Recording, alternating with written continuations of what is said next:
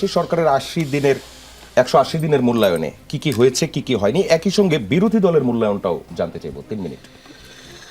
জি, ধন্যবাদ আপনাকে, ধন্যবাদ আমাদের সহ-আলোচক এবং যারা শুনছেন সবাইকে আমাদের শুভেচ্ছা এবং সালাম।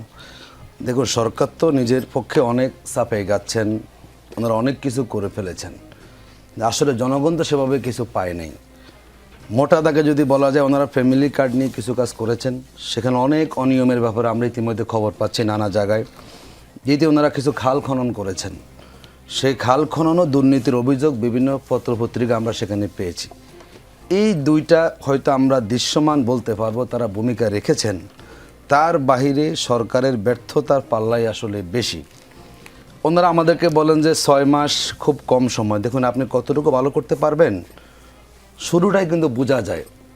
এই সরকারের যে ওনারা ইলেকশনের আগে বলেছেন যে আমরা অভিজ্ঞ দেশ পরিচালনায়, বিরোধী দল অভিজ্ঞতা সম্পন্ন নয়। তো এত অভিজ্ঞতা যদি আপনাদের থেকে থাকে, আপনারা 6 মাসে কেন বুঝলেন না যে আগামীতে দেশে কোন সংকটটার সামনে আসছে?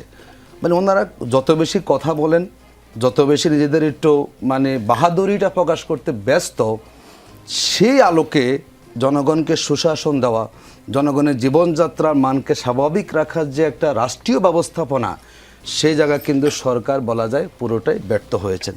দেখুন, আমরা ওনাকে কিভাবে বলবো? আমরা তো বিরোধী দল বলছে আমরা সরকার সহযোগিতা করতে চাই।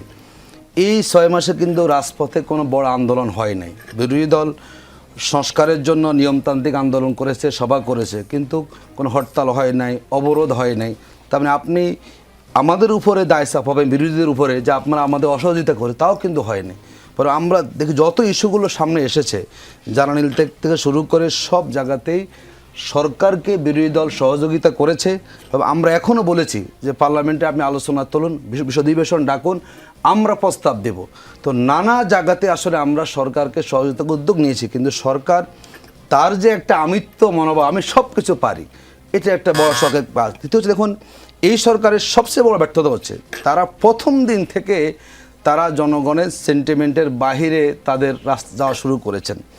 যেই গণভোটে মানুষ দেশের সংস্কারের জন্য, আমার তো মনে হয় যদি বিএনপি শুরু থেকে এই সংস্কার প্রক্রিয়ার সাথে তারা যদি মেনে নিত, তাহলে আজকে এই ধরনের অবস্থায় বিএনপিকে পড়তে হতো না। এই যেটা মানুষ আসছে কিন্তু অতিষ্ঠ হয়ে গেছে। আপনি গ্যাসের দাম বাড়িয়েছেন, তেলের দাম বাড়িয়েছেন, বিদ্যুতের দাম বাড়িয়ে, এখন তো গ্যাস কিছুই আসলে নাই।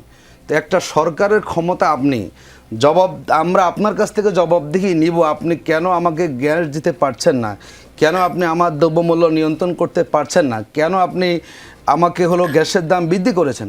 উল্টো তিনি আমাদেরকে বলছেন যে আমরা পরিকল্পনা দেওয়ার জন্য। তো সব লজিস্টিক সাপোর্ট সরকারের কাছে থাকে, সব এক্সপার্টরা সরকারের কাছে থাকে, সরকার সবই জানে। যদি আপনি সেগুলোকে ব্যবহার করতে না পারেন, আপনাকে আমি আরেকটা প্রশ্ন করি। আপনি কিছুক্ষণ এই